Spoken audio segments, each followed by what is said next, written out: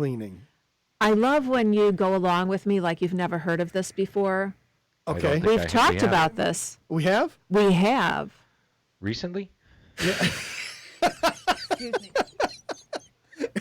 Rich, we're both looking at like, okay, so I guess What we is she don't. talking about? Yeah. I don't remember that. I guess we don't pay attention to her either. Swedish I don't pay death attention cleaning? when Rich talks about his tip of the week. Right. I don't. So if he would hit Rich, you could talk about the same topic every single Saturday. It'd be new to me every time. Swedish death cleaning is something that, again, I could have invented. Yeah. But, Well, It's biggest problem is you're not Swedish. yeah. and I don't know why it's called Swedish, but it's like the Marie Kondo thing, hold something and say that you love it, and if you love it, you Okay. keep it, whatever. Robbie's got a phone call. Is that what you're saying? Yes, we have a guest who's calling in, and she has a comment for Robbie that she thinks she would really enjoy. So All right. Well, now I have to see if it's somebody I know. it's Kathleen from. Oh, just go to the phone. Oh, go to the phone. There we go. Hey, Kathleen, you're on Mighty House Clutter Clarity segment. Oh, good morning. Good morning. Robbie, good morning. I carried a Klein tool bag as a purse back in the 80s. No way. Yes way. Yes way. It was very cool, but it holds a lot of stuff, which means it gets very heavy.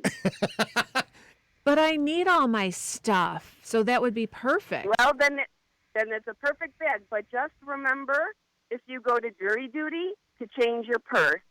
Well, at least back then, it had a metal frame around the opening of the bag, which set up the metal detector, which was very embarrassing when I was going to jury duty.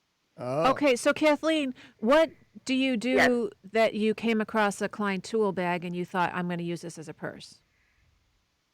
How did this happen?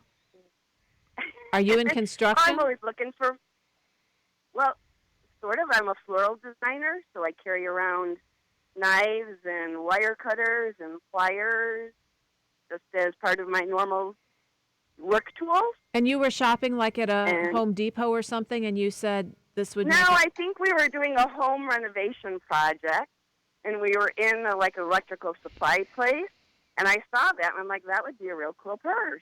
Edwina so Scissorhands. I love the idea. We're going to do it. We're going to become social media influencers, Kathleen, you and I. I still have the bag. I don't know that I have any pictures of me carrying it from way back then, but it was a great purse. I enjoyed it a lot. See? Thank you. Excellent. Thank you, Kathleen. Nice. Yeah. Okay. You are very welcome.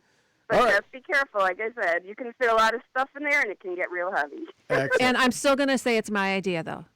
I'm kidding. I'll give you also credit for having done it in the 80s.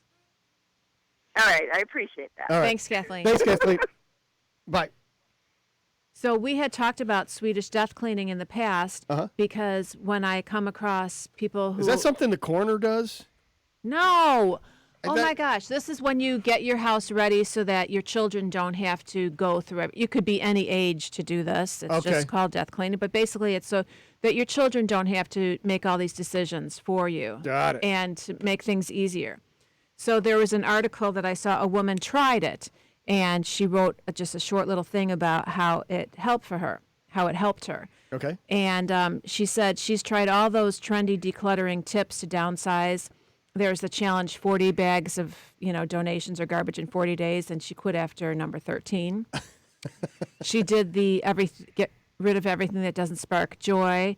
And she says, her joy versus her toddler's joy are two different things, so that was really hard. So she tried the Swedish death cleaning, and it worked really well. So I only have 2 minutes. So basically, I'm going to say it's a way to organize your earthly possessions before you die so your family won't have to fight or stress over what to do with the things that you leave behind. So she did all this stuff, and it was really good. She says her life is much better, less laundry, because she did a toss pile and a keep pile, and she realized, again, if you're thinking about what other people are going to have to go through, get rid of all the T-shirts. And what they did is they came up with what they called a death kit, and it was banking information, passwords, instructions, things that they wanted people to find, mortgage records, should her husband pass away. So they had like the little death kit. But the very interesting that she came up with was a personal box Bless you. where she put all the weird stuff and the personal stuff that means a lot to her, but would be meaningless or embarrassing to anybody else. So she labeled the box, "If I die and you find this, you must throw it away without peeking or I will haunt you." And men, It's a thought. this is where you would put the items that I keep finding of yours. I've yet to find Yeah. this type of item for women. Yeah. I find it for men. Put it in a box, label it "Do not look," toss when I die. Okay? But I thought that was a really good idea that she had. Yeah. Keep things in a box, not in your drawer. Thank you. Boom, done, just like that. Well, we got cut off, but I love the idea. Excellent. We'll be